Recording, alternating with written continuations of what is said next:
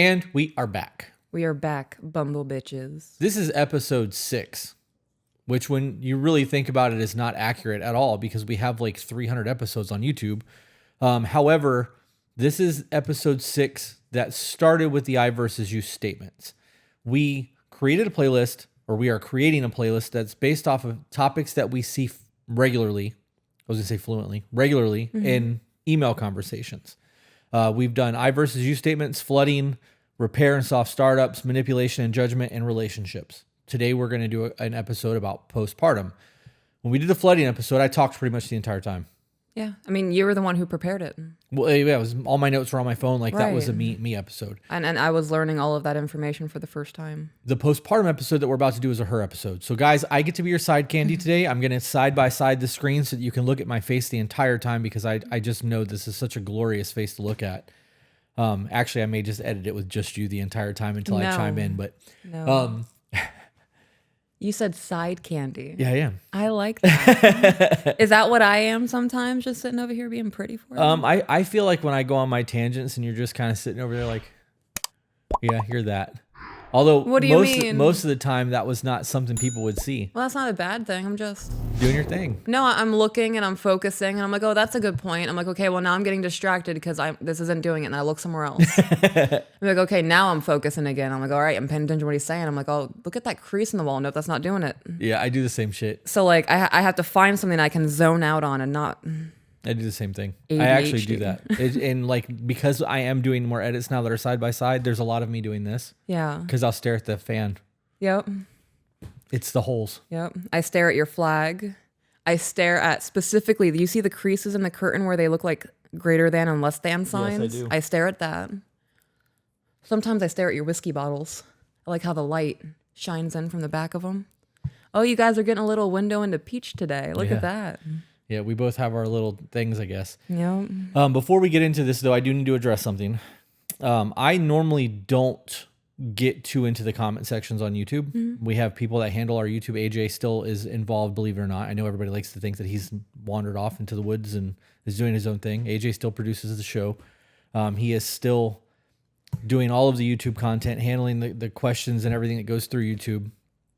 But today, I happened to pop on YouTube and I saw that there was a post that had a lot of comments. And I was like, I wonder what they are. And it was on episode 218. Somebody said that I bulldoze over you a lot. And it's not the first time I've heard that. And I started thinking about like, there's a lot of times when we record that there's a lot of dead silence. Because sometimes I'm thinking. Right. Or we both are. We're processing, or the phone will ring and there's weird cuts. Mm-hmm. So that's part of it. It's not always that I'm bulldozing over you.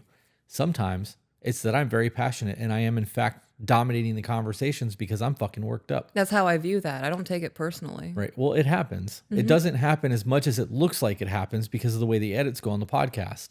So, but yes, sometimes it does happen. And it is something that I am aware of, and it is something that I'm working on.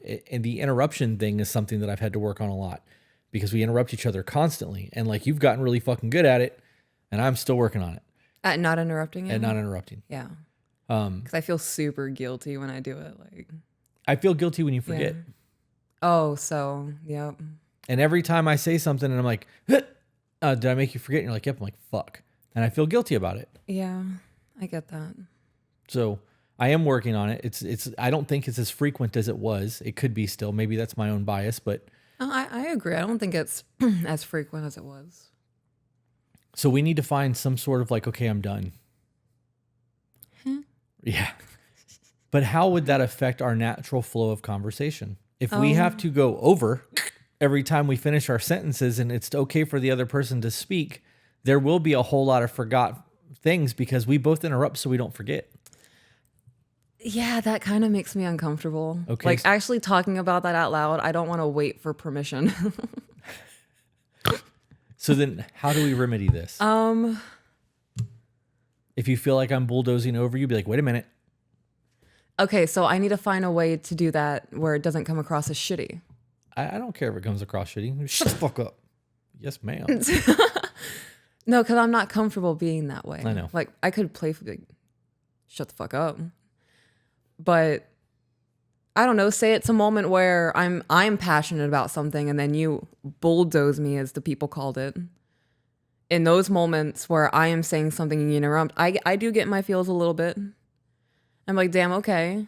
But then I get over myself because it's not about me in the moment. You are also passionate about the subject. So I don't want to say something and then maybe I start crying, or I say something and it has like a lot of stank behind it more than, because like maybe I'm on autopilot because I'm upset and I'm retreating into myself. I don't know. I'm okay with just sitting here and listening to you. I like your voice. Yeah. Well, they made it very clear that they want to hear your voice as well. So I am addressing that. We are not perfect, and I am certainly not perfect. I got a whole lot of work to do on myself still, and I am fucking doing my best. And my best is not enough because it's not, if I'm interrupting and bulldozing and doing that, that's a problem. So I'm going to actively try to not do that. But I think that at times we both do it to each other, and that's okay. This is a dialogue. It's not a monologue. And it's not scripted. No. So it's not, all right, I'm going to say this and this, and he's going to know it's his cue to start speaking. Right. It's somebody else in the comment section of that made it a point to tell them that you have stated recently that you are withdrawing emotionally from these emails. Do you want to touch on that at all? Because I think that was on a live stream. I didn't say I was emotionally withdrawing from the emails. I could have said that. I don't believe that I said that verbatim. That might have been their summarization of what it was, because I do remember that conversation. And I wasn't withdrawing emotionally. I put up walls. I've started removing myself from situations, so it made me colder towards the emails, because I recognized when I placed myself into the email, I was putting myself in trauma responses, and I was not able to shut that off going back into my life. So I wasn't carrying the issues of the email over into my life. I was carrying the triggered trauma response, and I was living in fight or flight. My cortisol levels were like at almost 1,000. Yeah. They were 300%, not three times, 300% higher than what they should have been. Yeah. So I recognized within myself that I wasn't handling the emails with the warmth that I wanted to. And that's what I was trying to get at in that. Okay. And trying to elaborate further on why I was coming across as cold, or why I was being cold. I viewed myself, like listening to past emails, I view myself as being cold. I don't know if other people perceived myself being that way. That's how I viewed it. So to anybody, especially the emailer who has emailed in and they felt that I came across as cold or disengaged, I understand that. Seeing the way that I was, I acknowledge that that it was a problem and is a problem going forward. And I am going to intentionally try to add in the warmth while working on not putting myself in a trauma response to help the people who are emailing in and to the listeners. Did all that make sense? Mm-hmm. Okay. I think that there needs to be a level of separation with us. Yeah, it's a lot. Because we get very into the emotion aspect of things. You know what I just realized? What's that? I don't think we bulldoze each other, because what just happened is I was getting ready to make a statement and you jumped in. That's normal conversation. That's how people talk to each other. I'm agreeing with you, and I'm reiterating my agreement, so we're on the same page. And we're talking. Yeah, it's not a bulldozing thing. And like sometimes, you said, what the fuck did you say on the flooding episode? You said, what is the emo country called? The alternative. The alternative. You said that in that episode, and I heard it, and it registered, and I just kept talking my point, even though I heard you, and everybody in the chat was like, "She said the alternative, and like that was the alternative is amazing, like yeah." But like I caught it, but because I was in the middle of my thought process, there was no addressing it. I heard you, I heard you, and we just moved on from that. You autopilot heard it, right? Subconsciously heard it. That's how I don't get offended when you don't respond to the silly things that I say, or don't laugh when I make a point that I think is going to be lighthearted or whatever. Right.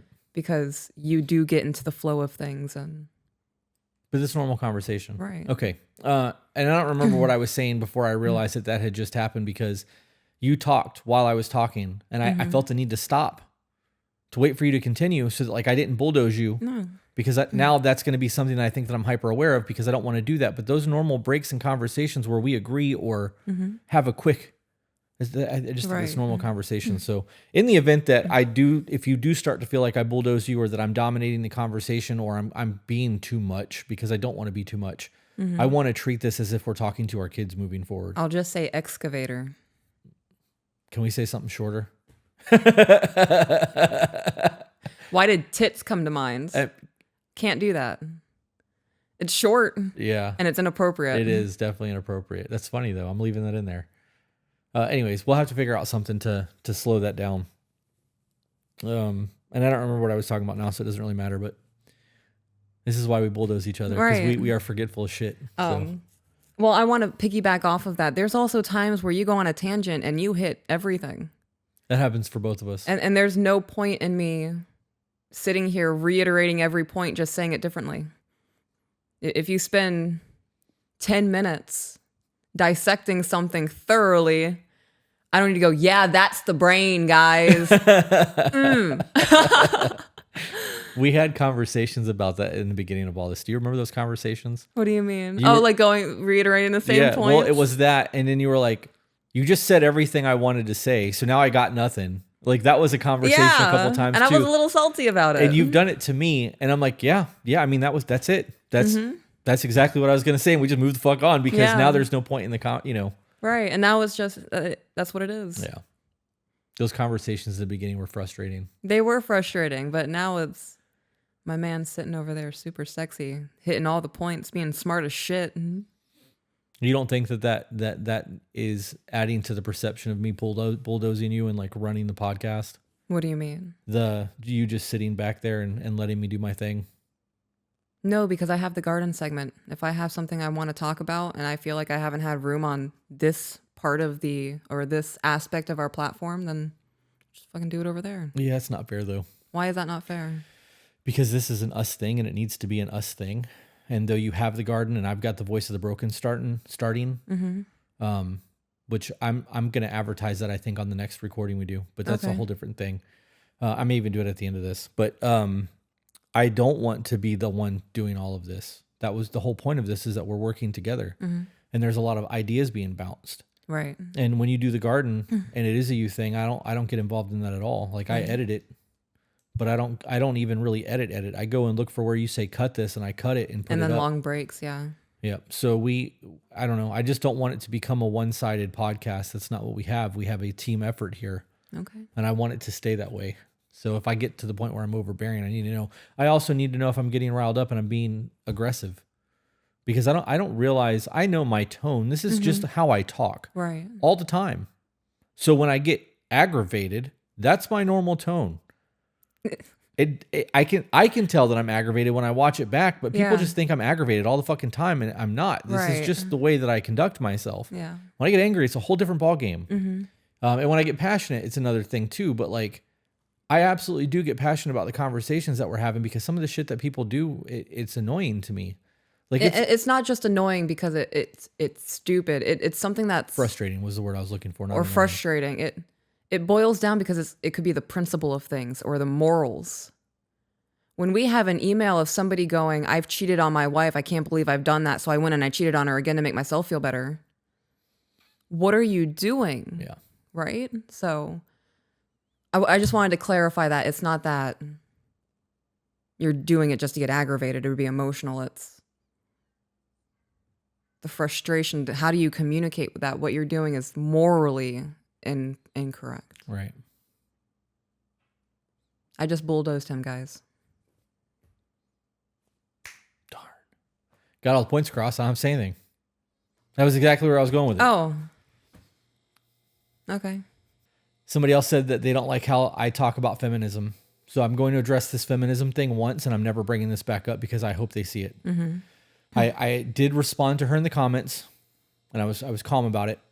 She says that she does not like the way that I shit on feminism because she's a feminist, and though she loves the podcast and loves traditional values and believes that people can have both, she does not like that I shit on feminism because what she believes is feminism and what I talk about is not the same thing, and that I need a better understanding of it. I don't need a better understanding of it because your view of feminism and the other people's view of feminism is not the same thing. And from what I see in my spectrum of the world, Right. feminism is ugliness towards men. Exactly. When we talk first and second wave feminism, I'm fucking about that. Be heard, be strong, live the life the way that you want to live your life. I can support that all day long. I don't give a fuck how you want to word it. If you're not hurting other people, you're not fucking with kids, do you. The moment you start hating other people and trying to indoctrinate other people into your hate, I have a problem with it. You can look at that from racist points. You can look at it from feminist points. You can look at it from, misogynistic points. I'm not okay with that. Right. And what I believe the current fourth wave of feminism is ugliness. And I can't support that. So when you guys allow a movement of people within your movement to hijack and be the loud voice and the face of your movement, I can't support you no more. I can't fuck with that. So we are just not going to agree, and you cannot like it. That's fine. Until you guys get your movement under control and figure out how to fucking make it not about hating men. If I'm going to be hated, why the fuck am I going to support what you're doing? Right. No, thank you. And just so there's no misunderstandings, hi, me, Peach, as a woman, I completely understand I completely agree with everything that my husband just said. I do not believe in feminism. The feminism that society is pushing today, I do not back. If you do not like my husband's views of feminism, you do not like my views of feminism. I believe in a womanhood and in a sisterhood. If you believe that I agree with the feminist views that are going on in America today, you're wrong. And please refrain from putting a cognitive lens on me and making me into something that I'm not and demonizing my husband. Thank you. I also added to that post that same feminist movement hates on you constantly. Constantly. I'm told I'm a slave. I'm told I'm a gender traitor, that I am so stupid I can't tell that I'm being abused. Yeah, that you're weak. That I am weak. Yeah. That women throw up, the feminists who believe in being there for women throw up when they see photos of me loving my husband. Yeah. Yeah. Yeah, there's an ugliness to it. I'm good on it. We don't have to agree on everything. I don't want you guys to agree with us on everything 100%. That means you're not a free thinker. Or we're just really fucking in tune, right? Because you and I are married. We don't agree on everything. Right. There are times where we are just like, I can't see it that way. Doesn't mean that I love you less. It doesn't mean that we can't be friends or married still. We just don't agree on this topic. That's fucking okay. I appreciate and love you for your differing views from mine. Yeah. If you were the exact same person, I can't stand me. And I know that's funny on the surface level, right? Like, I'm a good person. And I believe that I'm funny.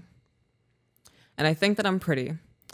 But deep down inside of me, I do not like me. I wake up and there are days, more often than not, where I am grateful for everything that I have and everything that has come to fruition in my life. I still have a very, very hard time being grateful for being who I am, like in my core. So I don't believe that I would be able to be in a relationship with somebody who was like me. Yeah. Right? Wish you could see yourself the way that I see you. Me too. I think you even using the term pretty when speaking to yourself is doing a disservice. I think I'm pretty. Both inside and out, but that's low level shit. Pretty's like, oh, that's nice. Yeah. It's not. That's not where you're at. That's not where you're at in my eyes. Like, pretty is, you are downplaying that shit. And you think you're a good person. I think you're an amazing person. I don't think that, like, I don't know. Your trauma and your lived experience has given you this lens to look through, and every day I try to break that lens. It'll happen one day. One day. Yeah, I have faith. Because I don't want to live like this forever. Yeah. I think I'm doing pretty okay. I'm not what I was 5 years ago or 10 years ago, Yeah. Growth takes time. Reprogramming the brain is hard. I'm going to get up and get a drink. Okay. Would you like anything while I'm up? A forehead kiss. Just one? You Can need I- to be specific with your needs or I can't meet them. Can I have crazy kisses on my forehead? Crazy kisses? Yeah. You guys don't get to see this. Instantly, guys. I instantly feel so much better. Oh, that gave me tingles in my back. No. I haven't drank my soda. Do you want it? No, I'll drink another energy drink. I'm so sorry. Right before we sat down, I was like, I was supposed to do an Instacart yesterday. Yeah, it's okay. Yesterday was such a shit show, guys. I promise we're going to get into the episode soon. So, for those of you who aren't aware, I have a garden segment on our Patreon. It is Patreon exclusive. We do post a couple of episodes on YouTube and other places here and there as a little treat. Yesterday, I recorded a cooking video for the garden segment, and it took me 8 hours to make a 3-tier cake. Yes, anything that could go wrong yesterday went wrong yesterday. Fucking went wrong yesterday. Yep. Everything. Oh, gosh. And it led to me not getting the groceries taken care of. So now we are running out of things in the house. 'Tis okay. I love you. I love you too. What made you say that? You just instantly calmed me down. That you're the stream of water that keeps me cool on a warm day. Oh, skeet. No. I know that's where you weren't going. We're not where you were going with that, but I'm a child and I couldn't help it. It came to mind and I went with it. I'm here for it. You remember that SNL skit where they were like, yeah, Skeet. skeet. Yeet, skirt, yeet, skirt, roll up, yeet, drop that, yeet, skirt that, yeet, pop that, yeet, hey. Yeah. Yep. That's where my mind ended. You did that, and that's where I ended. I want to start doing skits with you. Well, we'll be starting with that in Thailand, Yeah. which we may still have slots. As of today, May 3rd, there is still 13 slots available for Thailand. I thought you said we got one last night. I thought did. we're down to 12. We're down to 13. Okay. Yep. 13 slots left for Thailand. All right. If you guys would like to travel with us, we'll be doing 2 seminars and 7 days abroad. Elephant sanctuaries. We've talked about this a lot on the podcast. You can go to, if you're listening to this on Spreaker, I need to go back and there will be, oh man, I don't know how that'll work. If you're listening to this on any podcast form, I don't know how to post links to that because of the way we host. Right. You can go to our website, tobebetter.co, click on events. There's Thailand, the meet and greet for Florida and Vegas are all on the website. So I highly recommend that you do that. Vegas will be in June, Yes. which might be right around the time that this airs. Perfect. So I recommend you guys check it out. I am going to talk about the Voice of the Broken real quick and then we'll get into it. Okay. I am doing a side project, kind of. Everything is going to be under the To Be Better umbrella, just like your garden is. I'm going to be working on a project called The Voice of the Broken, where I am having men write in, sending me the tragic stories of their lives, how they overcame it, and turning it into a success story. I'm going to read those emails, break down situations, maybe do Zoom calls, but it is through thevoiceofthebroken.com. If you are a man that listens to this podcast and you would like to tell your story, go to the website, send the email, and we'll go from there. I'm going to use the men's group as part of the Voice of the Broken. All of that the setup of the website just went live today on May 3rd. So that's it. I'm not going to promote it anymore. Now that we're announcing things, guys, I have decided to start a women's group. This was in the works eons ago when my husband started his men's group, the paid men's group. And I left it in the winds. Too overwhelmed, too much going on in life. Podcast was too new. Still was trying to get my footing on how to be a housewife and an entrepreneur. And I feel I am now in the groove of things, and that's going to be a thing. It will be a 10-slot group. There will be a private Discord chat, and it will be $100 a month. And it will be almost unlimited access to me through that women's group. And it will be posted to our Patreon, in case I forgot to add that. Yep. So the way that the men's group currently works, just so you guys can get a better idea of the women's group, because she's going to be doing the same format I am. Because I'm doing Voice of the Broken, I jumped it from 20 people to 30. But I think we're going to start you at 10. Yeah. You'll get the Discord group. The Discord group will have books, like suggested reading, things like that. And then you'll be in there every day just reading through, trying to be helpful, etc. And then you'll be doing live calls with the group on a monthly basis as you see fit. Yep. Some months might get 4 calls. Some months might only get 1. It will get individual videos. If you feel like making a TikTok that you don't want the world to see, you can make the TikTok, save the video, and post it to the group. I do that. But the camaraderie that comes into that, the how do I be a better father? How do I be a better businessman, a business owner, a better mentor? Yeah, I'm glad that you got that. That's where I got combined those words. I got you, babe. And a better leader, etc. And having other men who are like-minded in terms of their goals, you are more likely to succeed because if you start slipping, there will be people there to call you on your shit. If you need advice, there are people there who either have done the shit or are currently doing the shit, and you can bounce ideas. Yeah.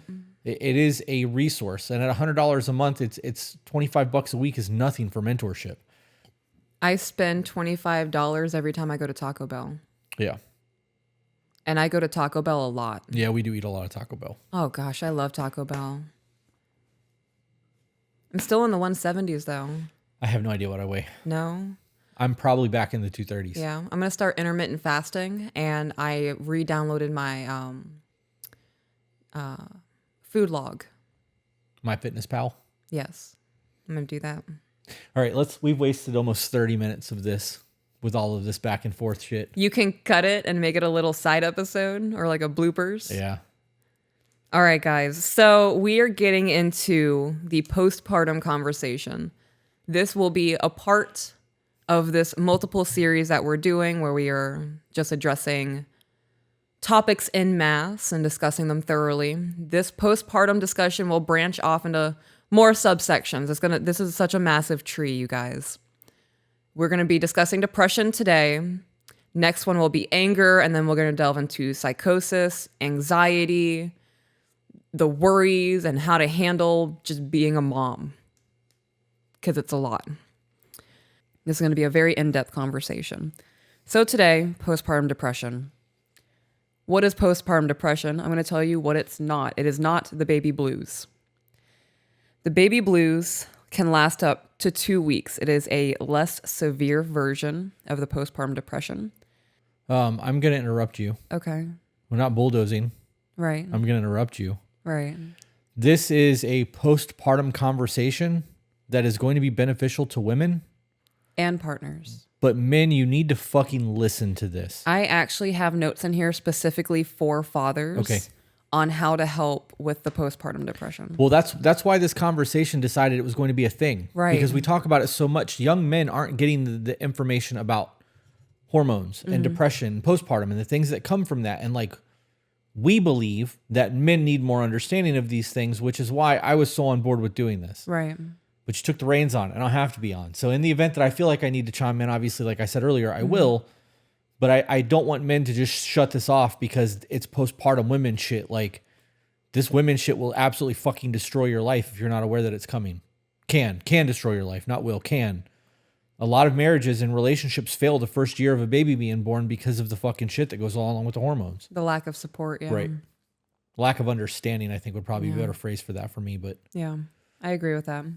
Because you can't support if you don't understand, right? Okay. So what are the symptoms of the baby blues? There will be mood swings. There could be. I'm not going to speak in definites. There could be mood swings, anxiety, sadness, irritability, overwhelmed, crying randomly, reduced concentration, appetite problems, and trouble sleeping. So like I said, the baby blues will last up for 2 weeks. Knowing this is super important for the dads as well, because as somebody who experienced postpartum depression, I didn't recognize my own symptoms because I suffer from severe depression. And even though I'm a woman, I was failed by almost every woman in my life. I had zero education on pregnancy, what to expect. I was told to read books and put lettuce on my boobs. Yeah, it's a thing to help supposedly with breastfeeding and soothing irritation and inflammation. That was the information I was given. So, if she cannot identify what she is going through, you having this information could help with that. I don't think putting lettuce on your boobs is going to make your boobs any better. I'm just saying. I never tried it. I might now, though. There are certain things that could help with the softness of the skin, right? Maybe. It could be fruition. I never looked into it. I'm going to look into it. I'll let you guys know. Postpartum depression could also be peripartum depression. Peripartum starts before childbirth. I'm getting ready to go through the postpartum depression symptoms. If you are experiencing these prior to childbirth, I would highly recommend seeking out family practitioner, your OBGYN, letting them know what's going on and having them point you in the right direction to nip this in the butt before it gets to the point to where, as a mom who had postpartum depression, I resented my children and I hated myself for feeling that way. And I did not understand why I was feeling that way. And it just all around the hurricane was bad. Put up the hurricane shutters before the storm hits. So postpartum depression, from the research that I've done, can last up to 2 years. The symptoms could be depressed and severe mood swings, excessive crying, difficulty bonding with the baby, withdrawing from family and friends, that includes the spouse, loss of appetite or eating more, insomnia or sleeping too much, overwhelming tiredness or loss of energy, less interest or pleasure in activities that they once enjoyed, intense irritability and anger, fear that they are not a good mother, hopelessness, feeling worthless, shame and guilt, can't think straight, restlessness, severe anxiety / panic attacks, thoughts of harming themselves or the baby, or being suicidal. Every symptom will not be experienced by every single person. So pay attention. 2 of these things on this list would trigger me into wanting to seek help. Just 2 things off of that list. Postpartum depression can be mistaken for the baby blues, but the symptoms are more intense and last longer. They may interfere with your ability to care for the baby and other daily tasks. When I think back to me having postpartum depression, so my postpartum depression lasted close to like 3 or 4 years because I had my babies back to back. My house was not clean. I was not cooking. We were going out and getting McDonald's almost every single night, or we were door dashing. I was not showering. Like, everything was being neglected besides the kids.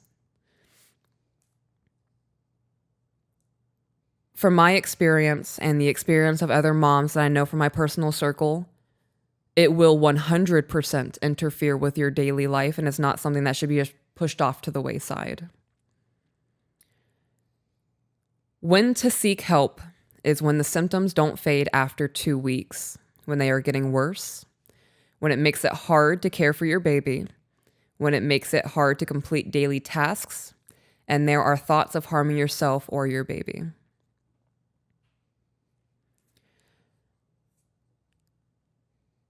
Thoughts of harming yourself or your baby is a very, very hard one for women to admit because of the shame that could come with it.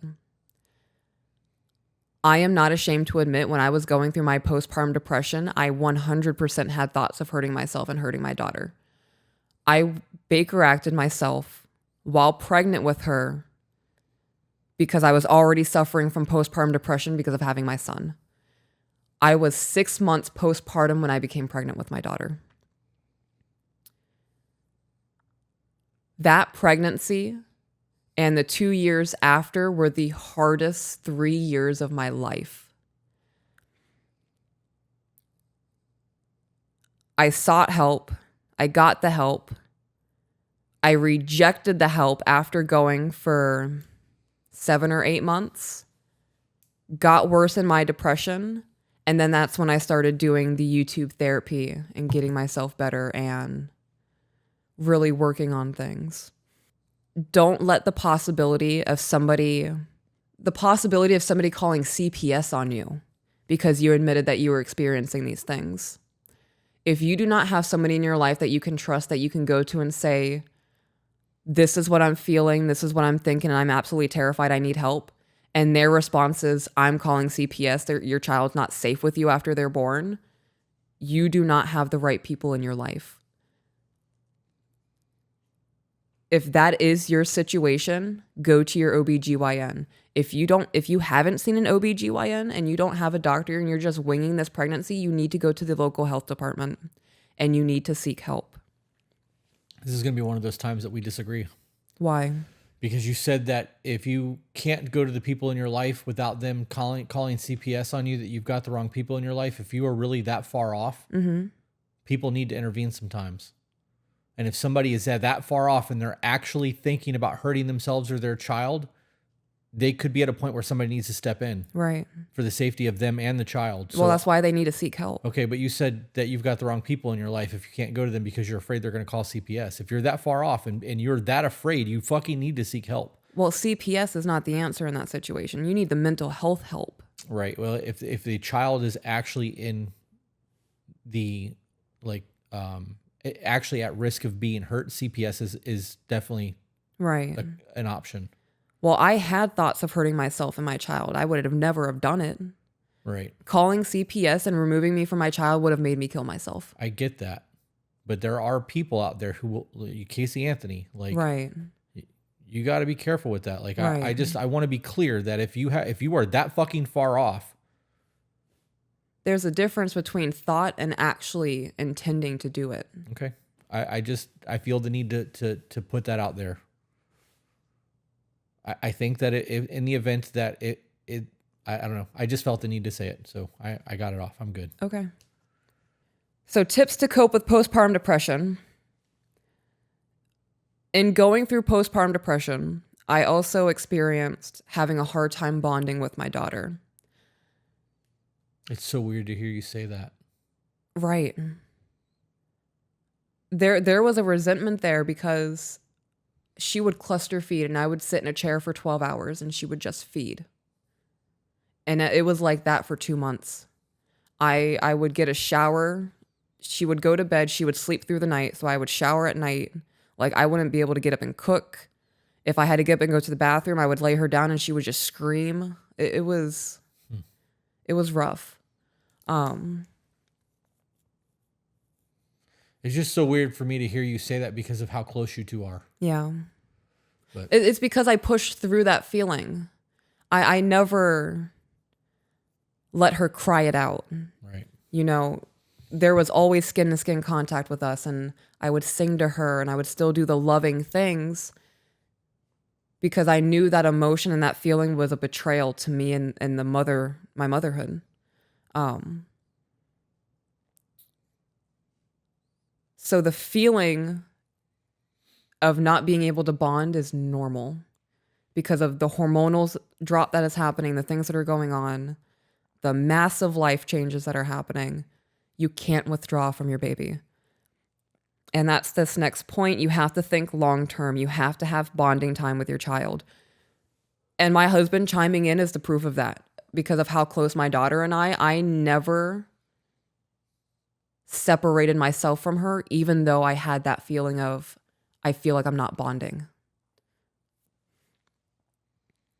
Skin to skin contact is significant. Prolonged periods of sleep and alertness can come from the skin to skin contact. Less cold stress, improved weight gain, and better brain development and decreased crying, all of that for the child with skin to skin contact. Baby massage is another good way to bond with your child. Just smiling at your baby, singing to your child. Next thing that you can do is take care of yourself. A big thing is to eat omega-3s. Napping is a very, very important thing. Postpartum depression sufferers take longer to fall asleep and sleep for less time. So nap when the baby naps. Enjoy sunlight. So if you are a single mom and you're doing this by yourself, push yourself to go out into the sunlight. If you are a husband or you're in a same-sex relationship and one of you is the mom and one of you is also mom, but more masculine, whatever role. I feel weird explaining this because everyone just gets so pissed off. Yeah. Yeah. It doesn't matter. I feel stupid having to elaborate and to encompass everybody's feelings. We shouldn't have to. So I honestly believe that if people can't understand the conversation and apply it to their life, their ignorance is a them problem. Right. Because if I hear something that I can apply to my life, I can figure out how the fuck to apply it to my life. I don't need validation or somebody to break it down for me because I have the mental wherewithal to go, okay, I can apply this. This works for me. I don't need exclusions. I don't need inclusions. I don't need somebody to hold my fucking hand when I cross the street. I'm a grown up. Right. I have the brain capacity to figure this the fuck out. Like, so don't do that. And if people go, well, what if? I'll be like, are you one of those people that at 30 years old needs somebody to hold your hand when you cross the fucking street? Like, if you have a different lifestyle, that is your lifestyle. Right. It's not mine. I don't give a shit what you're doing. And if you're doing something in that lifestyle that I think I can benefit from and I hear it, I can math.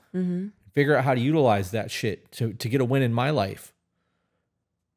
I just don't understand why this is a thing. Anyways. Thank you for saying all There's that. going to be a mother and somebody that is actually a mother in that relationship and somebody who's not. Right. So what I was saying was, if you are the father in this situation and your wife has not been outside in the last 2 weeks, you need to get her outside and you need to join her. We're going to go for a family walk. Let's go and let's take a walk on the beach. Let the baby see the water for the first time. Whatever the case may be. The family needs to get out of the house. Your wife needs some sunshine. And then, of course, pamper yourself. Long baths. Take a shower. If you like jogging, take a jog. Can I pause you? Yeah. The prime example of what I just said is when you were like, get her outside, go with her, take the baby to see the beach for the first time. You know how many people listen to our podcast that don't live near an ocean? Oh, yeah. You better break it down and explain that they can go to a park instead, babe, or else the people who don't live near a beach are going to be offended. Go hike in a mountain. Nope, can't be that because it's Fuck. not near water. You're not inclusive enough. See how dumb that You sounds? cut open a cactus. Right. Yeah. Okay. So do you feel better now? I do. Thank Okay. you. Number 3, slowly reintroduce exercise. And that's literally walking 20 to 30 minutes a day. Should be doing that anyways. Right. The kids and I, when my ankle is doing a thing and I'm up to it, we go for a walk almost every day. Oh, excuse me. At dusk. Not near a beach. No, not near a beach. In the woods. In the woods, yep. In the woods. And number 4, build a support network. There will always be women where it is just them and their child. That's not going to be every woman, but that will always be the case. Whether that be their family has written them off and they were abandoned by the child's father, or they're choosing to separate themselves from everybody, or a massive series of unfortunate events, you need to find other women who are in the same situation as you. The most important thing that you can have as a mom is a support system. Husbands, the most important thing your wife can have is a support system as a mom. I hear a lot from men that they feel inadequate when it comes to supporting their wife in motherhood because they just don't understand it. We don't have the same connection. Right. Facebook, there's so many groups for single moms, so many groups for parental support. It's worth seeking out. Even if you're in the group just interacting for posts 10 minutes a day and then you're just done with that because it's too much energy. That's something you weren't doing yesterday. It takes time to form bonds and feel like you're getting true support from, because you're not going to call somebody you just met on from Facebook at 4:00 in the morning because you're having a mental breakdown over the fact that you just got cut hours at work and you needed this last paycheck to buy groceries, right? To get to that point, though, you need to meet the people, right? Does that all make sense? You need a community. Yep. And I think it's important that you create a community with women who are not identified solely as a mother. Right. women, ladies, you have to fucking keep your identity. You having a baby makes you a mother. It doesn't make you only a mother. You still have the things that you're passionate about. You still have your hobbies. Right. You're still a garden person. You still like your apothecary and watch fucking true crime and all of the shit that you do that you enjoy doing and playing poker and all of that shit. But And cooking. But you are a mother. You're just not only a mother. And you guys, people get so caught up in their one specific label. That's who they are, and they identify solely as that, and they lose themselves. We are multifaceted individuals, all of us. We're capable of so much. And you need to maintain that. Just because you have a baby doesn't mean that all that other shit goes away. Right. And to say, well, the kids take up all my time and I'm so tired afterwards, those are all excuses. I have a schedule on my phone that is separate from the Google Calendar that we use for life, where I have my day broken down for 45 minutes, water your plants. Then I get a 5-minute warning while I'm still watering my plants. All right, when you're done, you're going to go study your Bible. And then after that, I have work blocked out. I have picking up the kids blocked out. I have cooking dinner blocked out. And then I have my decompression time blocked out. I'm going to spend 30 minutes watercolor painting, and then I'm going to go and do research on my garden for an hour and a half. Do you ever think that you would get to a point where you had to live your life on a calendar? No. It's crazy, isn't it? Yeah. To think about that, like our lives are so fucking chaotic that we literally rely on a planner to get through our days. Because without it, our fucking days are pure chaos. It is. And without myself structuring myself that way by scheduling my free time, I would just sit there and doom scroll. Or watch some stupid, you'll never believe what the Kardashians did this week. Like, I'm trying to really minimalize my wasted time. And if that's what you need to do, do it. To not lose yourself as a woman. To be a woman is such a wonderful thing. There are, yes, granted, downsides. I do not have the strength of a man. When it comes down to it, if it's my strength versus a man's and defending myself, I should take boxing classes. But I also am blessed in the fact that I am a woman and I have a man who provides everything for me and makes sure that I don't have to work hard and break my back. And just like everything in life, there are things that you are cautious about. And there are things that you learn to survive. I truly feel blessed to be a woman. I get to exude beauty. I get to be an example of what nurture is and caring, and I get to show a man what it's like to be loved and taken care of. I feel like a gift as a woman. You're a gift to me. Yeah. To our kids, to the community that we've built. I don't identify who I am as a person solely on the fact that I am a woman. But it is definitely a big part of my foundation. And there's a strength in that. Don't let that go. Moving on. It's your show, babe. Well, I don't know if you had anything you wanted to tack on. I got nothing on that one. Okay. Postpartum depression in the dad. 1, fathers can experience depression the first year after birth, especially if they are a first-time father. It often goes undiagnosed, and it will peak in the first 3 to 6 months after the birth. It's right around the time those relationships start failing. Right. So women will feel postpartum depression 2 weeks after birth, and then it will hit men 3 to 6 months after birth. So talk about a massive delay. Right. Well, you also then have everybody is going through it at that point. Right. It's stacked on top of stacked. The man's trying to keep everything afloat for as long as he can, and then that 3 to 6 month mark hits, and that's when it starts to sink. So guys, massive time frames. 2 weeks after birth, some cases prior to birth because of the oh gosh, I already forgot the word. Peripartum. Peripartum, yep, thank you. Peripartum. And then 3 to 6 months, massive check-ins. Why do you think that is for men? I have the answer, but I would like to know what you think. Why do I think that is for men? Yep. I think it's a couple of things. I think it's their hormones aren't affected right away the way that women's are. And this is all speculation. This is me pulling tricks out of my hat that I have just knowledge-wise. I think it's a hormonal thing. I think it is boils down in the brain just the way that our brains function. Women are more emotional than men are, so I think that men take the change differently. I don't think it sets in for men that life has changed until that 3 to 6 month mark, because they expect, all right, baby's here. She's going to get back into the groove. Things are going to be fun. We're going to be a happy family. It's going to be dope. And then that doesn't happen. And then he's starting to recognize that, okay, so this isn't what I thought it was, that engine's losing steam and nothing I do is helping. Nothing I'm doing is fixing it. So fuck. That's my thought. Do you know why I asked you that before I gave you my thoughts?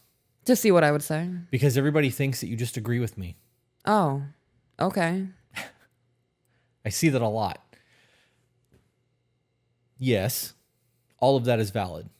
Not what I was asking, but all of it was valid. What do you mean not what you were asking? The reason that men get depressed at that 3 to 6 month mark, the last part of that was spot the fuck on, was part of what I was looking for. Okay, so that's not the answer you were seeking. Correct. Okay. We were on 2 different pages. Well, so I didn't understand the question? You answered what I asked, but you answered it from your perspective. Okay, because you said that's not what I'm asking. So I didn't understand if I wasn't proper on understanding. I have to answer this. So what I was getting at, and I don't remember where we ended before I answered the phone call, but what I was getting at is that the 3 to 6 month depression in men comes from the lack of being able to communicate effectively with their woman. Okay. Like you said, 3 to 6 months, the engine is losing steam. We really believe life was about to get back to normal because you're no longer pregnant. Mm-hmm. We were not expecting how expensive a baby is. Okay. Formulas, diapers, fucking toys, car seats, strollers. New outfits, new gas because mom's got to run to all these doctor's appointments, specialist appointments. Teething medicine. Right? That's a whole fucking different thing. And when money gets fucked up, everything gets fucked up. Then you got to look at the fact that mom now has a new responsibility while dad is at work in the event that she's a stay-home. And in the event that she's not a stay-home, mom and dad now got a whole lot of no free time because there's a fucking infant that's there that requires their undivided attention 24/7, even when it's sleeping. Right. You know, if you're a parent, you hear, you're up. You're up. What the fuck is that? I can tell that baby can fart. What the fuck? I can sense when our kids are standing in the doorway while I'm sleeping. Right. Because you're hyper fucking aware that they could stop breathing in their sleep. Mm-hmm. All of that leads into a change in routine that is not hormonal, but fucking destroys a man's love meter. It's the only way that I can word that. It's not a love meter. It's we're no longer getting the attention that we need as your partner. And we go from being your husband to being a provider and a protector. And though that is our role to be a protector and a provider, our title is husband and father. And if we don't feel like that and we only feel like protector, provider, the relationship falls the fuck apart. So while you guys are going through postpartum depression, dealing with your depression and dealing with a baby, we're dealing with your depression, your baby, all the financial struggles. Our baby. All of the financial struggles, and having to navigate all of that water while we are unable to talk about what's going on because as a man, I don't understand hormonally what you're going through. As a woman who didn't have proper guidance, was told to put fucking leaves on your boob. Mm-hmm. You didn't have proper guidance either. How the fuck are we going to have a conversation about what's going on? Yeah. And in the event that I need to talk to you about what's going on the life aspect of things, money's super fucking tight this month. I'm stressed out. I might have to get another job. Life sucks. I'm lonely, blah, blah, blah, blah, blah. Well, how do you think I feel being at home with our kid? I don't want to be here. I would rather be working. And everything just becomes combative. Now we're not even trying to have a conversation because it's not about what you're going through or about what I'm going through. There's no reprieve. We're damn sure not listening to each other. We're just dick showing contests to see who has it fucking worse right now. And blaming one another for why we're going through it. Right. How is this going to solve anything? Yeah. That's where I was coming from with that. Okay. That's lived experience, what men go through during that 3 to 6 months. I don't believe it's hormonal for us at all. Okay. I believe that there's a word for it for the dads going through postpartum, because I read an article while we were researching all of this that said dads go through postpartum depression too. And my understanding of postpartum depression is hormonal. And I was like, bullshit, the fuck we do. What we're going through is that our fucking household's messed up. Our money's messed up. Our relationships are messed up. Like, we go into a role of that one specific label and nothing else is right. Of course, we're not going to be fucking happy. So I'm done. If you would like to bulldoze over me or continue your conversation. So the next point was actually hormonal changes may play a role in the men too. I don't believe that. I don't know. I meant to write down the websites, but they're on my laptop and my laptop is dead. I'm also not a doctor or a specialist in this. same. I am only speaking on my lived experience. I could see sex drive decreasing because that happens when people get depressed. Yeah. But I also don't think that depression is a hormonal thing. Right. I think that being hormonal can fuck with depression. Absolutely. But I also think that people misuse the term depression. Yeah. I'm depressed. Are you depressed or are you bored? Are you depressed or are you just exhausted? Are you depressed or are you overworked? Are you overwhelmed? Discontent? Are you flooded?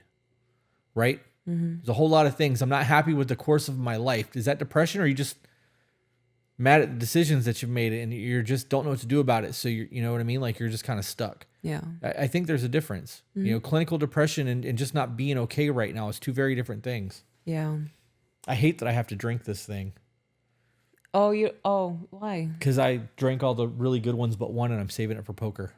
Oh, good call. You want to do milkshakes tonight? Yes. All right. Alrighty. Next point, postnatal depression in dads is more likely if the mom has depression too. Of course. Of course, right? Yes. The happiness of us matters more than the happiness of me or the happiness of you. Yeah. Because if us is happy, we are good. Individually, right? If you're off, we ain't good. If I'm off, we ain't good. The happiness of us is disrupted. Yeah. You want to hear something stupid? Always. I love stupid shit. When I am going through it. Can you tell me an interpretive dance?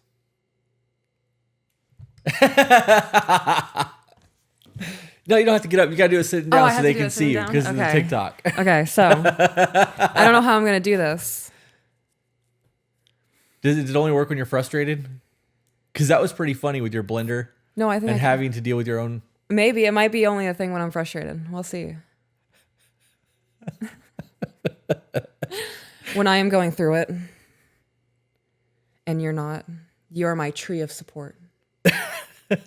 Shading me from the hurricane beyond. But when my husband, my love, is sad. Instantly, my body goes into convulsions, because I'm really good at that. Wow. Why did my body just want to start? Because of the interpretive dance. Oh, fuck, we're so stupid. I can't believe people actually listen to us and watch us on the internet. What the fuck, dude? I'm also trying to think of ways to say it that sounds super flowy. Yeah, no, you're good. That was funny. I'm entertained. Yeah. I needed that laughter. So the gist of it is, when I am going through it and I'm really depressed and... Oh man, okay. I'm trying to figure out how much I want to say or how to say it to get across like how low my lows are. I could be in my lowest of low, like I am me, present peach, like logical. You know when I'm present and I am me. I'm goofy and I'm fun and I'm able to just let things go. I might cry for a minute, but I'm good. I am guarding the button of self-destruct on my life, and I'm trying to fight off 1,000 other versions of me who are just fucking toxic and want to destroy my life. That's how my lows feel. When you tell me, babe, I'm going through it today, I don't know what it is in me, but all of that stops immediately. And I go into, my husband's not happy, we're not okay. Does that make sense? It does, because I do the same thing. That's the desire for men to fix. Yeah. And that helplessness of I can't do anything about this it affects us hard because Yeah. that's our role. I don't feel helpless though when that happens. Why? Because you can't fix it. You can't make it go away. Right. I can't fix it and I can't make it go away, but I can be here and I can love you. And I can be the normalcy when your brain is not. But it doesn't fix anything. It doesn't fix anything. But when I'm going through it, I know it fucks you up. And if you're going through it knowing that I'm going through it and I'm not okay, I know that's going to worsen what you're going through. Okay. And I don't do this consciously. I noticed it the other day or the other week. I don't know. Time's been weird. It's been a rough 2 weeks for me. Right. You came to me and you were like, I'm really not fucking okay right now. Yeah. And like for the last week or so, I had been really going through it and having a hard time. And the moment you told me that I am not okay right now, it all stopped. Like the chaos inside of me was suddenly quiet. And I went into my husband's not okay. I need to make his life okay. Like, and not make you okay, but make your life okay is like, make sure the house is organized and cleaned and like I'm cooking and I'm loving to you and I'm trying to be goofy and make you laugh and let you know that even though you're not okay, our home's okay. You know that somebody's going to tell you that you're not okay and that you're not in a safe space because you can't process your emotions and be who you are when I'm not okay. What do you say to that? Because you know somebody's going to say that shit. They're going to take that completely out of context. And they can. That's okay. I'm not taking that personally. That's a them problem. The way that I view that situation is there is nothing wrong in my life. When I am diagnosed severe depression. Clinically depressed. Clinically, right. Like they told me, I looked at this psychologist. I can't remember her name. I was sitting there with the psychologist and she told me, you are severely depressed. So it was somebody with the letters behind their names because that's so important to these people who say things like that. So my depression will come in waves, and I know that my depression is just a figment of my imagination. And if I am having a hard time and I am going through it and just everything in my mind is fire and brimstone, like I am in my own hell right now, it's not real. And when I hear my husband in reality tell me I am not okay today, it's a snapback for me. It's a grounding thing. Sometimes I'm able to do that by myself. I'm able to ground myself and recognize, I've been depressed for the last 3 days. I am not up to par with what I can be doing in life. I need to get it together. And then there's times where you do it. And every single time when you tell me that you are not okay, our reality and our home life is far more important than me sitting and going, here, my piece of shit, mom. Right. Right? Because it's a difference of you. Yeah, I don't know. I still think somebody's take that out of context, but they can. They're not. Thank God they're not your wife. Yeah. Right? Thank God you're not me. I am fully content and fulfilled and happy and thriving in my life. I'm getting ready to do a women's group. We're getting ready to do mentor calls. I'm getting ready to start a homestead. I asked my husband about chickens. Like, I'm thriving. And this is the most present I have ever felt in my life. Because I have always been that what if or this happened. Not what's happening right now. Right? Yeah, I really don't care how they heard that. Okay. I just wanted your thought process on it because I knew it was going to get taken out of context. That's not a me problem. They can ask for an elaboration if they don't understand. Yeah, they won't. They'll talk shit on the internet. That's what they do. Then I don't care. I'm willing to have conversations with people, right? Yeah. Say that everything that I just said about my mental state and the way that I handle myself and my depression and then my reality when things happen. If that pissed you off and that upset you, why? Send an email to her, right? You said you'd be willing to have the conversation. I am fully willing to have a conversation. Anybody, a men,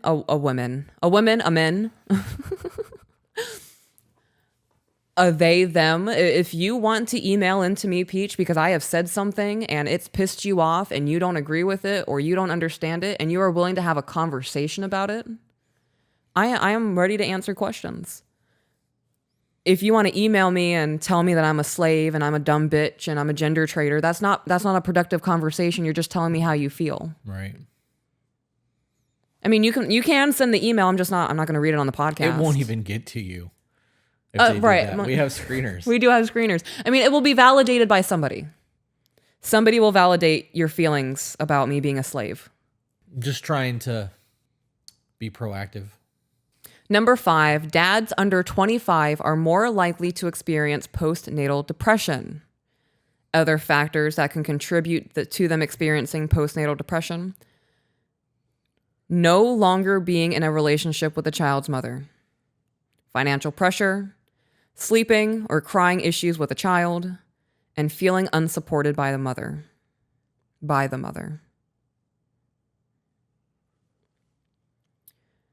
Symptoms when it comes to dads for postnatal depression is fear, confusion, and uncertainty about the future. Withdrawal from the family life, work, and social situations. Indecisiveness.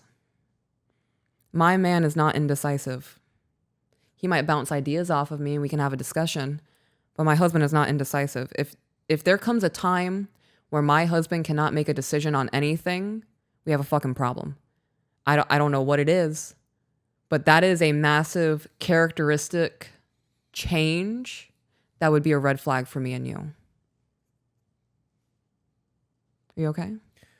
I'm listening and I'm trying to, I have people that I go to when I don't know the answer to something. Right. So if I need to make a decision and I think somebody's going to have, you said that I'll come to you and we talk about everything. I don't ever just make a decision. I don't make uninformed decisions. Right. So I don't know. You said that, and like part of me is like I don't know what to do all the time. I don't think you know what to do all the time. But it's there's a difference between making the decision because I'm very confident in making a decision. Right. But you asked me because I was sitting there processing. You asked, so I'm giving it to you. No, I know. Well, now I want to elaborate on it. Okay. So when I hear indecisiveness, I hear, I don't know. What do you want to do? Oh yeah, no, I don't do that. Right. If I came to you and was like, taking the homesteading thing, for example, I am getting ready to get into the phase where I can start giving you numbers for whenever we can make it happen. And if I came to you and said, hey, babe, I'm going to need $600 for raised flower beds. And you go, all right, well, I'll see what I can do.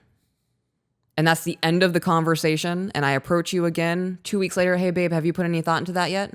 Yeah, I really just don't know. Okay, well, what do you mean? Because that's not you, right? If you don't have the answer right away, you'll hit me with, give me a week to figure it out. Yeah, I think that's cowardice. What? The answer when people are like, I don't know, and a week later, they're like, yeah, I haven't thought about it, or I don't know what I want to do. Mm-hmm. It doesn't take that long to make a decision. Right. You just need a little bit of time to do a little bit of research and then make an informed decision. Mm-hmm. I think that people who do that, the answer is actually no, or I don't see the value in what you're trying to do, and I'm just too big of a bitch to tell you no. Right. Too big of a sissy or whatever, however you want to word that. I don't want to deal with the backlash of your unhappiness by me telling you no. And that can go into a whole myriad of conversations of how you've responded to me telling you no in the past or trauma response or whatever the case may be. But I'm not comfortable telling you no, or I don't see the value in this, or we don't have the money in this for whatever the fucking reason is. But I think that's the surface of it. Okay. The next points are frustration, irritability, cynicism, and anger. Everybody experiences those things, right? If you guys just had a baby and your husband becomes angry about something, that does not mean that he has postnatal depression. Just to clarify. My husband is not an angry man. If all of a sudden my husband, after every inconvenience, immediately resorts to anger, there is something going on. Don't look at your husband and go, why are you mad all of a sudden? The fuck is wrong with you? There is a life change that is happening that is changing who he is in this moment. Have some grace. Especially if you expect it to have them to have grace with you. Right. Golden rule, bitches. Another symptom of postnatal depression in the father is marital conflict. You very, very rarely bring anything to my attention that bothers you. If you can't change it, there's no point. Well, even if I can change it. If I can change it, there's no point in bringing it to you. Well, like I think I'm thinking specifically like me leaving the cabinets open. Right. Right? Oh, for weeks before I finally said something. Because it's not a big deal. And you said it in passing. You were like, I think it's so funny you leave the cabinets open. Right. Or whatever. It's a little frustrating, but I think it's funny. Yeah. However you phrased it. Yeah, I don't remember. But something like that could become an argument when the symptom is marital conflict, right? So if I left the cabinets open, we have a newborn, and after 5 months of the baby being here, every time I leave a cabinet open, you slam it and go, what the fuck? Yeah. I've told you about this. Right. That's the kind of marital conflict that is referenced as a symptom that could lead to the postnatal depression. Yeah, I don't know. I really think that this comes back to relationship. This comes back to an interpersonal relationship problem. Yeah. Definitely watch other episodes before doing this. Right. Well, I mean, if they're watching this one, hopefully they watched the relationships episode that dropped right before this one, the Friday before. Right. Because we said in that Adlerian psychology says that all problems stem from interpersonal relationship problems to a degree. Mm-hmm. And if this is a thing, and it's because of the things that are going on in his job and his house and the relationship with his wife and kid, like, it does become an interpersonal relationship problem. I don't think that it's hormonal. I think that, it's hormonal on her part. Her hormones might be a factor, but I think this comes down to relationships. Yeah. It doesn't take much. If you've got a really good situation and you've never really had to deal with conflict in a relationship, for things to fall apart when conflict happens because you haven't had to work through it. Mm-hmm. You get a relationship that's kind of new.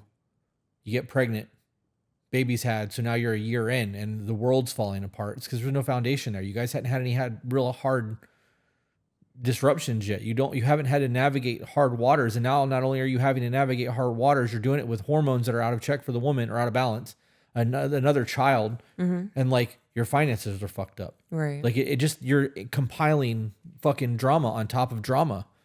I don't know. I'm gonna stop talking because I said I was gonna try to not do a whole lot of talking and just sit here today, and I have not. So, okay. Next symptom is partner violence. So if you are with a man who is not a violent person, and then 3 to 6 months after you guys have just had a child, and he has expressed uncertainty about the future, he has withdrawn from the family and no longer goes out for boys' nights, is constantly frustrated and is cynical about everything, and then he just punched a hole in the wall, I would start questioning maybe he's experiencing postnatal depression. Next point is alcohol and drug abuse, especially if it was something that was not prior to the baby being born. Insomnia and indigestion, changes in appetite and weight, diarrhea, constipation, headaches, toothaches, and nausea. I am a firm believer that anything that is ailing the soul or the mental state will 100% affect the body in some sort of physical manifestation.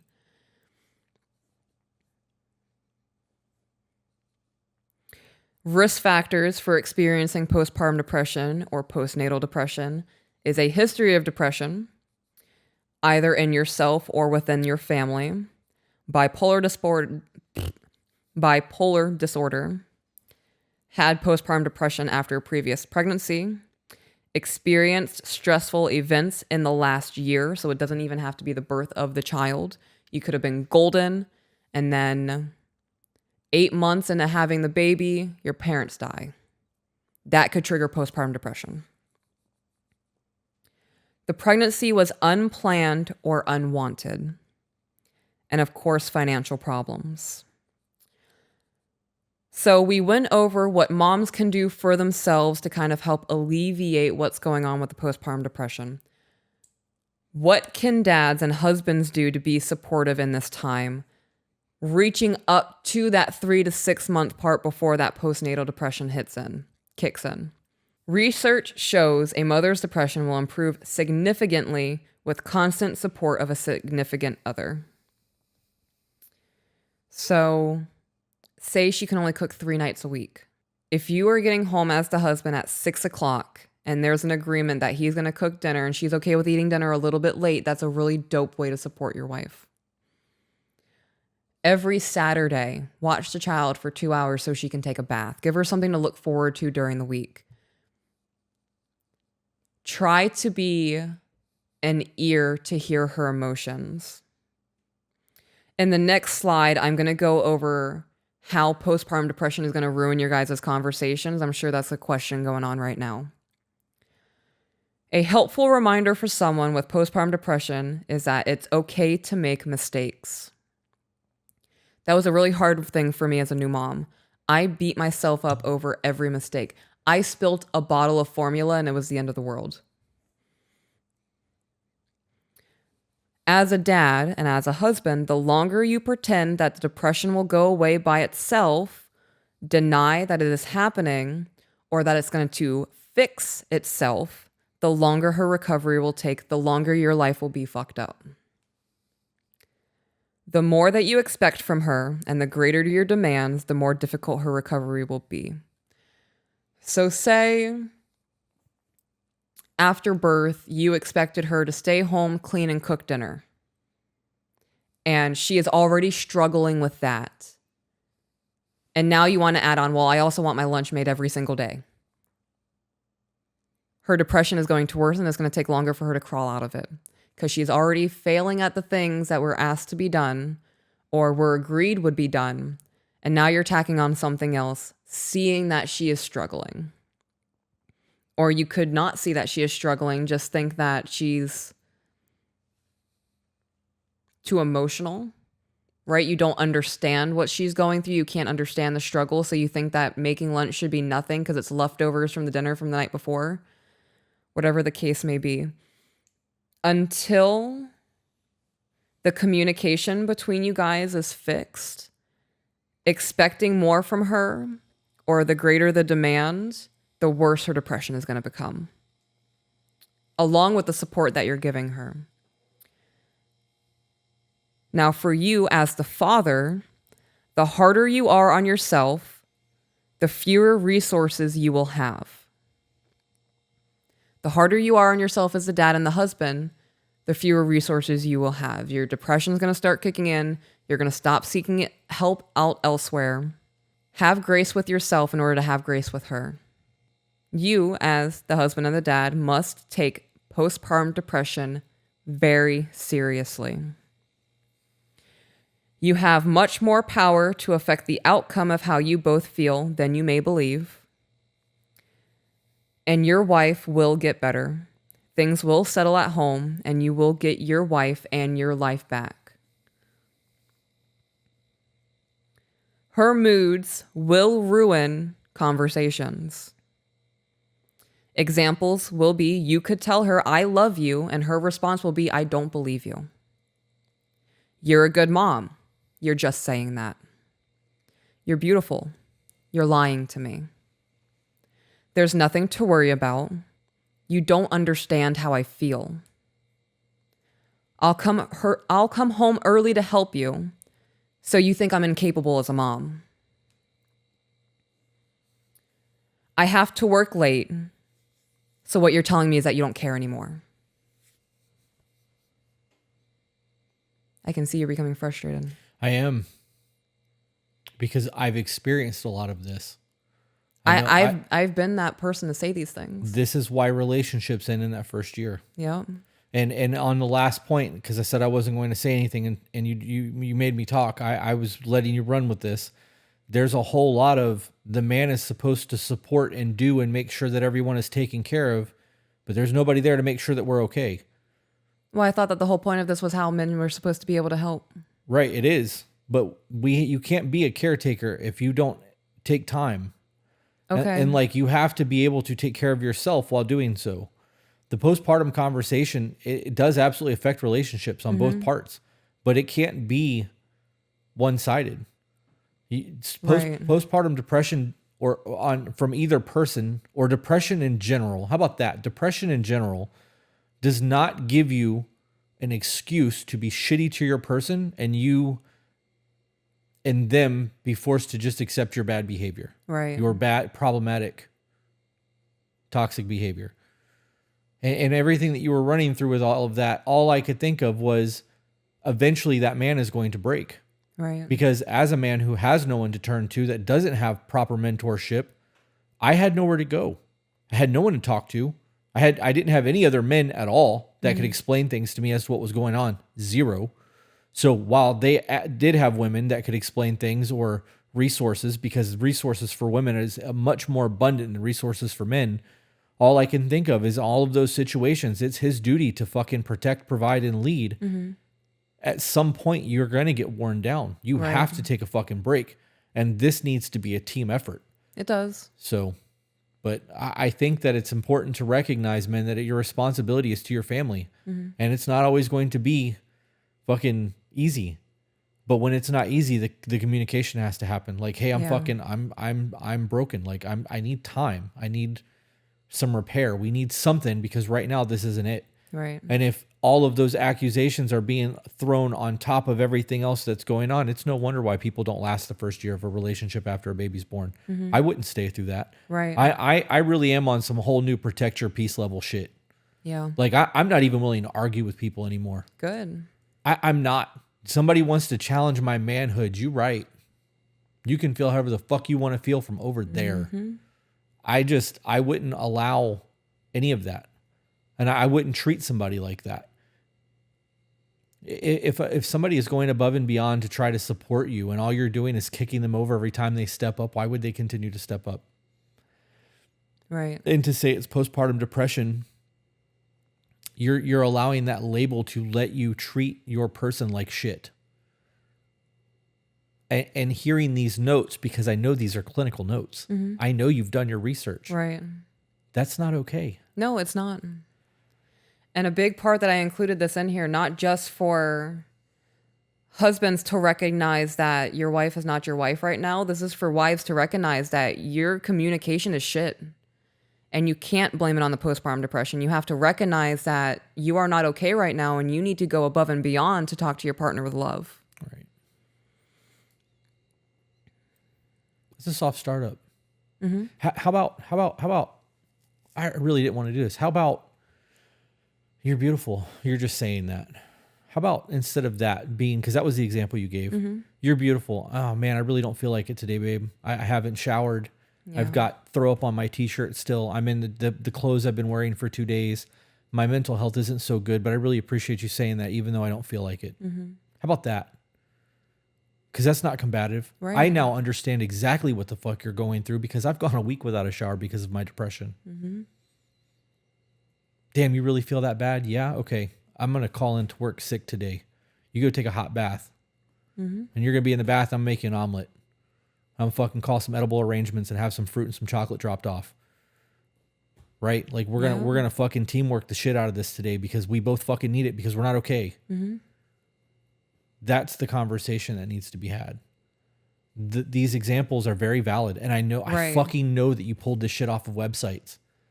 And if this is the resources that men are getting, it's going to destroy more marriages than it's going to help. Right. It kind of breaks my heart. I'm not going to lie. It sucks.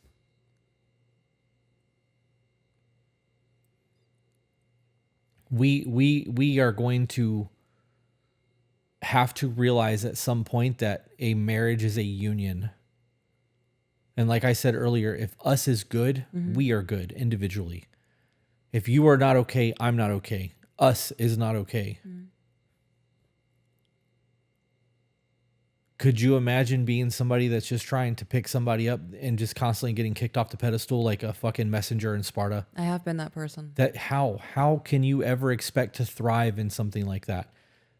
Why would you ever want to do that for another human being, especially if you're madly in love with this person and they treat you like that? Why would you ever go on to the next person and give another person that version of you? We become callous. We become cold. We become shut off, and we don't ever do the work to fix it.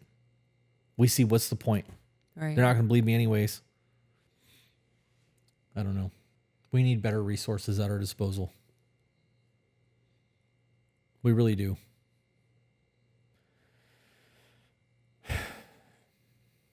It upset me. Yeah. It is what it is. I don't want... I want these conversations to be productive. And I know that we're helping people. I fucking know that we're helping people. And I know that we're giving them logic and we're giving them science and we're giving them our own perspectives on things. But the resources that most people have at their disposal, like that's not helpful for people. All of those websites, you pick the information that you needed to talk about because we know that we need to help people. But men who go to those websites or women who goes to those websites, men are going to look at this and go, okay, well, I guess I'm just fucking doomed. And women are going to go to this website and be like, okay, well, this validates everything I'm feeling. So he just has to tolerate it. What do you mean it validates everything that they're feeling? Because of her postpartum depression. If she's going through postpartum depression and she's feeling all of these things and this validates the way she feels. Right. That's a fucking problem. It is. And that is manipulating data and information to get somebody to do what you want them to do. Right. And it happens. It absolutely fucking happens. You know, the sad thing about this is probably less than 10,000 people will ever see this podcast or this episode. So the people who are still going to the websites for those resources to get help aren't going to get anything about how to communicate. They're not going to get anything about how to improve their life. Well, I have a blurb here on how to combat the super shitty things she might say back to the loving things that he says. Yeah. I'm not by any means saying that you didn't do your diligence here. You said I was getting frustrated. No, I was just letting you know that I do have communication things here Okay. to give to the people. No, I was just explaining why I'm getting frustrated. I know I wasn't. Okay. I just don't want you to think that like I'm dogging on your notes or whatever. I really truly want our podcast to reach people and make change. And knowing that these are the resources that people are getting because this is how we got them. This is not going to change anything for people. And for people who are going through postpartum for the last 300 episodes, we're like, you guys need to do research on postpartum. We've been telling people that. And if they're doing the research and the notes the data that you've pulled off websites to make your notes from, not your thought process of it, but the data that you've got to pull your notes from, if that's what they're getting, how is that going to help save a marriage or fix something that's going on? Other than give somebody a hotline phone number to call. Right. Are you going to really call that phone number once you feel validated in the way that you feel this is just normal? Women go through this. He needs to fucking accept that. Or he goes, what's going on with my woman? Postpartum depression. Okay, she's going through this, this, and this. All right, well, I'm the man. I just got to suck it the fuck up and deal with it. Oh, there's a number here I can call. I'm not fucking calling that number. Right? Like, I don't know. You asked. You got. I'm done. That's just a lot to process. I really hope that we make change in this. Yeah. I really do. Like, I know that we talk about traditional values, and in some cases, we've even talked about submissiveness in the DS relationship that we've had. We've talked about our faith, and we talk about things that we would do in a relationship because this is our perspective. We're not telling people to do these things. We're not telling people how to live their fucking lives. We're telling people what has worked for us. And some of it gets used and some of it doesn't, but it does help people. Right? And if people get value from us and go and tell people the value that they got from us and it helps other people, that's fucking great. But how are the resources that we give people who are going through these things going to be to the point that it's not giving them help? I don't know. I don't know. You would think that if you went to a website about postpartum depression, not only would it give you the data about what postpartum depression is, it would give you tools to deal with it. Yeah. And none of that was there. I know that none of the tools are on the websites on how to deal with it. They just tell you what it is. It's an explanation so that you can understand what they're going through. But there's nothing there on how to work through it. I don't know. Anyways, that's not even fucking remotely relevant to anything. You asked, I answered. Okay. That's where my head was in all of this. Okay. And I may cut all of it out. So we'll Okay. see how I feel when we get to editing. So things that can be said if your wife is speaking to you this way and she has not been this person prior to having the baby. she is not herself, and she is probably on autopilot and self-preservation and just trying to survive. So some things that you can say versus becoming defensive, right? Don't take what she's saying personally. You say, I love you, and she says, I don't believe you. Don't take that personally. She fucking hates herself right now. And because she hates herself, she truly believes that how she is right now, she is not capable of being loved. I can't say that's how she feels. That's how I felt, and that's how a vast majority of women who have experienced postpartum depression that I have spoken to have felt in that kind of response. So like I said, don't take it personally. Some things that you can say back are, I hear you and that you feel terrible. You will get better. You could also list things that she is doing to be better, right? If she's taking daily walks, be like, babe, you're taking a walk every day. You've done it for the past 2 weeks. That's amazing. You've been paying extra attention to your hair. I can tell that it's super shiny. Ask what you can do around the house or for her, specifically, for example, like a massage or brushing her hair. Something else that you can do is, for example, say that you're at work and you say you're going to be home at 6 p.m. Be home on time. If you're going to be late, if there's traffic, send her a text message and say, hey, accident on the interstate, I'm going to be home late. The anxiety of wondering, well, he said he's going to be home at 6, now it's 6:30, I haven't heard anything from him, will 100% worsen what she's going through. Something else that women should stay on top of, but something that husbands can keep an eye out for, is to make sure that your wife is eating regularly. Low blood sugar will result in a low mood and high and increased frustration. All right, and then the last thing, which is something that women should be doing on their own, but it's something that you as the husband can look out for, is to make sure that she is eating regularly. Low blood sugar will result in a low mood and increased frustration. And that's it. All valid. All my notes. So there's been a lot of conversation between her and I. We've been sitting here for almost 2 hours at this point, and there's been a lot of cuts made because we've been having dialogue back and forth about things as this has been going. And one of the things that I've realized the most in what we do is that the resources given to people is to tell them what's going on and not help them. Mm-hmm. Right? If you Google postpartum, which is what we've told people to do since the beginning of the podcast, that you need to understand what your person is going through hormonally. And so we're guilty of this because as a resource that people turn to for information, we've been telling people to go to Google and Google it. Mm-hmm. Your notes came from Google. All of your statistics and data all came from websites about postpartum depression. None of those websites talked about how to handle the situation. What do you mean handle the situation? So you Google the effects of postpartum depression, right? Irritability, all the things that you laid out. That's postpartum depression. Right. Well, now how do I handle my wife if she's going through postpartum depression? How do I handle my life now knowing that my wife is going through postpartum depression? It's affecting our relationship. It's turned me into nothing more than a provider. I no longer feel like a husband. I feel like I am on guard duty to keep everyone safe, but my needs are not being met. Her needs are clearly not being met. I need resources that's going to benefit my marriage. Not just understand what she's going through, but how do I help the situation when I tell her she's beautiful and she says, oh, you're just saying that, right? Which is things that you laid out at the end of that. Yeah. We are not doing enough as a society to mentor people in a way that is going to benefit them. Me knowing what postpartum depression is and understanding the hormonal side of things and understanding the technicals of it does not help me understand when I tell you you're beautiful and you say, you're just saying that. Mm-hmm. My brain doesn't correlate that in the moment that you're hormonal. My brain correlates that as you no longer believe that I believe that you're attractive because you just shut me the fuck down when I'm trying to pay you a compliment.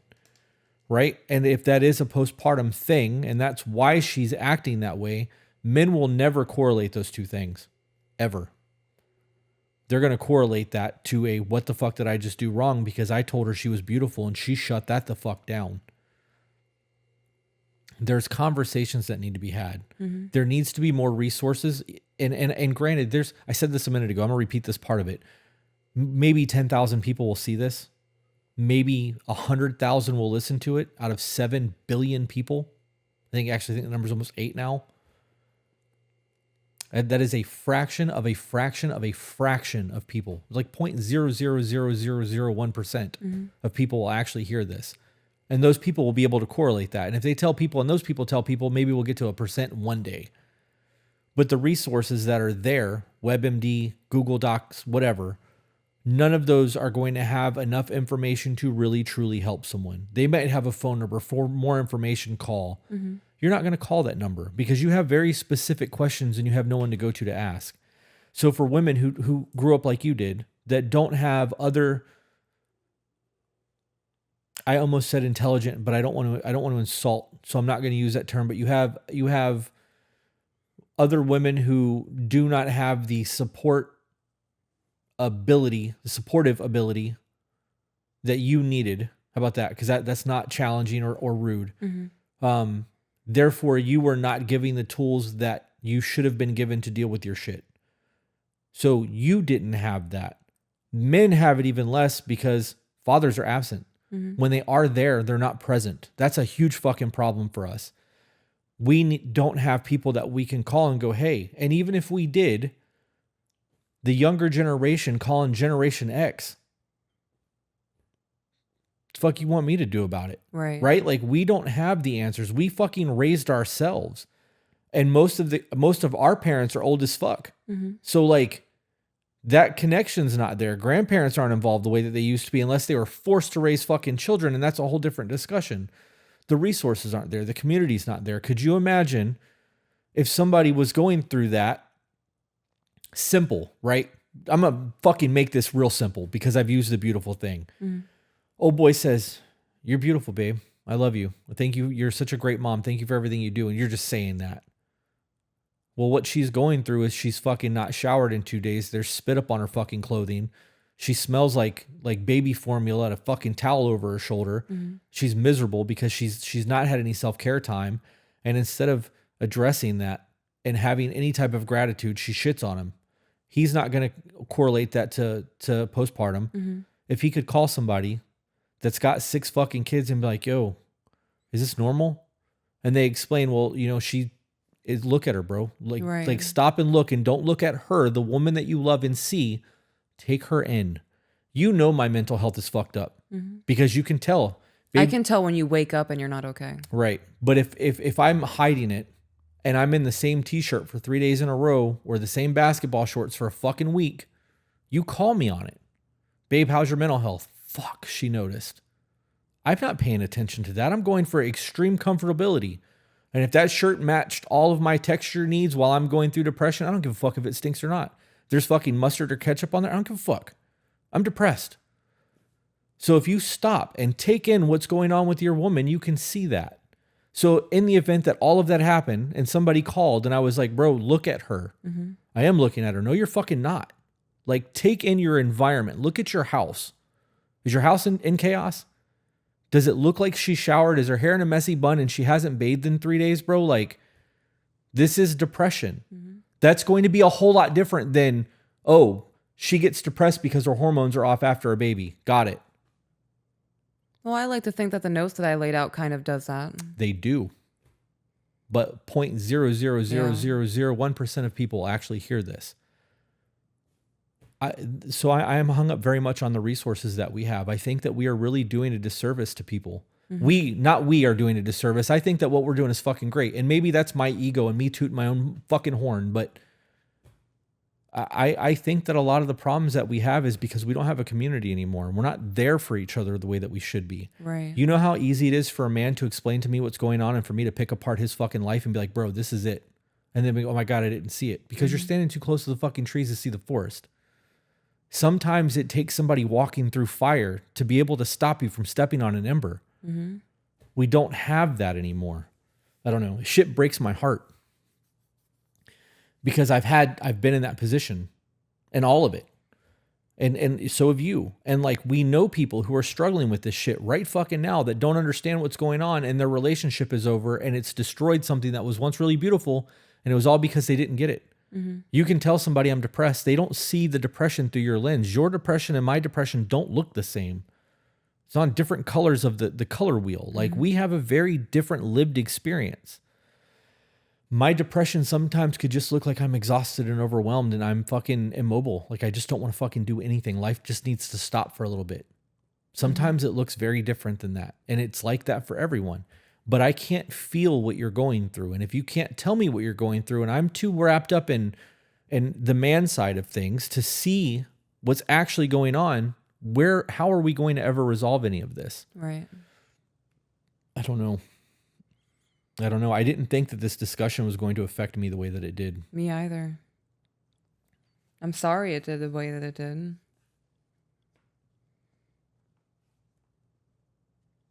I really believe that what we're doing is helpful. I truly believe that. I honestly 1000% know with all of my soul that if I did not think that we were actively changing people's lives, that we would be doing this podcast. Because this has been a lot where we've been like, I just might be time to wrap this up. And then right when we're talking about that, we get tons of emails in where people are like, saved my life. Yeah. My marriage is not over. Like, you know what I mean? And that makes me, it solidifies. Like, I've struggled so that others don't have to. But how do we get to the people that need it? Because there's people out there who've never heard of us that are going through this right now, that by the time anybody can give them this information, it's going to be too late. Yeah. And there's going to be another child growing up without a father in a home. Right? Like, I don't know. I feel like men need a lot more resources and they need to be willing to utilize them. Sorry. Go ahead. This just might be one of those cases where we don't get to see it in our lifetime, but it could become commonplace knowledge. Yeah. Because of people like us doing this. Yeah, I don't know. I know that if I'm researching something and there's a phone number on a website that takes me to an automated line, I'm not going to call that. I'm not calling an 800 number. Right. Could you imagine like wanting to unalive yourself and you call a number and it goes, "You're a treasured customer. Please wait on hold. You are next in 5 minutes." Yeah. I know that not all those hotlines are like that. They should have people that are able to answer the phone at all times. Yeah. But if you have a specific question and you call your cell phone provider and you're trying to get a fucking operator because you have a question that is not what's my total owed, because that's all they give a fuck, pay your bill, and you have a very specific question and you're screaming operator and you're fucking mashing the 0 button, you're going to dread calling your service provider ever again, because you know it's a fucking hassle to have a simple question answered. If you're going to a website to do research and your question is not being answered in the research and you think you get a little bit of knowledge, that knowledge can't be applied in the moment because you don't understand it the way the person going through it is going through it. I think that comes back down to a community. I agree. I think that we could do this 100 times to Wednesday and fucking have different conversations every single time. But unless somebody reached out with a very specific, this is what I'm going through, I need help, our conversations even aren't going to help them because they need something specific and we're addressing a broad spectrum of things. I don't know. Do you want to do another one of these where we do scenarios? What do you mean? Like skits? Or We could, yeah. I mean, we don't have to do skits, but we can go through the list of things that you created and break down each one of those things. Like I just did the beautiful thing. Okay, like right now? Or? No. We can do another episode. This affected me a lot more than I would like to admit that it affected me, and I actually don't want to do this anymore today. I would like to wrap up and be done. But I think the tools, it's no different than the I versus you statements that we did. All of those conversations where we did what ifs are very beneficial to the people who listen to what we do. And it gives them a different perspective on things. And I think that it would help you and I understand each other better too, because I'm guilty of doing that to you. What do you mean? Oh, the you versus I? No, well, we were both guilty of that. Let's be real. In the beginning, we did not I versus you statement at all. Okay, so I need you to, what are you guilty of? We really didn't I versus you statement in the beginning. No, yeah. I'm very hard to accept a compliment. Oh yeah. Yeah, you are. And it's not from me trying to be overly humble. It's because I don't believe it. Right? So those situations are if we have that conversation, it could change the way that we talk to each other, even though this has nothing to do with our bullshit. It's postpartum. Right. So in the event that you pay me a compliment and I'm like, I'm fat, I know that doesn't make you feel good because you've told me that it makes you feel like shit when I do that. So I've tried to dial that back, even though I still have body dysmorphia. Yeah. I know that you view me differently than I view me. Just like earlier when I was like, I wish I could fucking make you see yourself the way I see you because it would change how you feel about yourself. I know that to be true because you've said the same shit to me. Those conversations need to be had. And if we can make maybe we should ask Discord. Maybe you should get into the public women's group in Discord and be like, when you're going through postpartum depression, what are the top 5 things that your person does that creates conflict? And we should compile that. And then we should discuss that. How about that? That way it removes all of it from us. It lets us problem solve in the moment on other people's shit. And we can create an entire episode about that. Okay. I'm not going to be the one compiling that information. We have moderators. Okay, so I'm not going to sit there and screen. There's hundreds of women. I don't have the time or the patience. We'll figure that out. Okay. We can make that work. Okay. You have so much on your brain. Yes, I do. We could do the top 5 things and then have somebody, even if we have to pay them, to go through all of them and compile a list of the top 10 most repeated things. Okay. Because that narrows down and generalizes. I really struggled that word. Generalize things that are going on, and we can break down those situations. How about that? Because then I kind of want to do that part. You do want to do that part. That part. So you want to go through and find the most common things? Yeah. Okay. If somebody can collect the list of it, I will break it down to the top 10 things. Okay. As always, guys, remember that life is a choice. So choose to be better. And we will see you on the next one. Bye, guys.